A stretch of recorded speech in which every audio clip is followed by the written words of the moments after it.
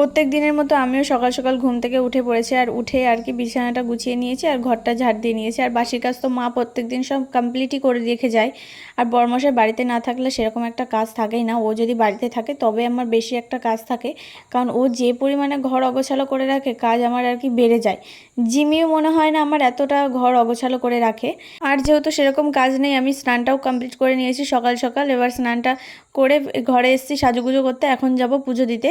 আর আমি তো স্নানের আগেই তোমার ডাল ভিজিয়ে রেখেছিলাম, আর সেই ডালটা স্নানের মধ্যে আর কি অনেকটাই ভিজে যাবে যাতে মিক্সচারে দিতে অসুবিধা না হয়। আর এদিকে আমি তারপর পুজো দিয়ে চলে এসেছিলাম রান্নাঘরে। এদিকে মিক্সচারে দিয়ে দিয়েছি খানিকটা কাঁচা লঙ্কা আর বেশ খানিকটা রসুন, আর এদিকে ডালটা দিয়ে দিচ্ছি, ভালো করে মিক্সচারে ঘুরিয়ে নেব। পান্তা ভাতের সাথে তোমাদের ডালের বড়া খেতে কীরকম লাগে আমাকে কিন্তু অবশ্যই কমেন্টে জানিও। আর এদিকে দেখো আমার ডালটা মিক্সচার করা হয়ে গিয়েছে, আর এদিকে একপাশে আমি ডিম বসিয়ে দিয়েছি, সকালবেলা ডিম সিদ্ধ খাবো বলে। আর এদিকে মা কাল হাট থেকে পাঙাশ মাছ নিয়ে এসেছিলো, সেটা ফ্রিজে ছিল, এখন আর কি সকালবেলা নিরিবিলি বসে বসে ভেজে নেব। আর এদিকে ডালটাও আমি পেঁয়াজ দিয়ে মেখে নিয়েছি, যেহেতু পেঁয়াজ আমি মিক্সচারে দিইনি তাই পেঁয়াজটা আমি কুচি কুচি করে কেটে দিয়ে মেখে নিয়েছি। আর তোমরা কিন্তু অবশ্যই আমার চ্যানেলটাকে সাবস্ক্রাইব করো, আর ভিডিওটা কেমন লাগলো আমাকে অবশ্যই কমেন্টে জানিও।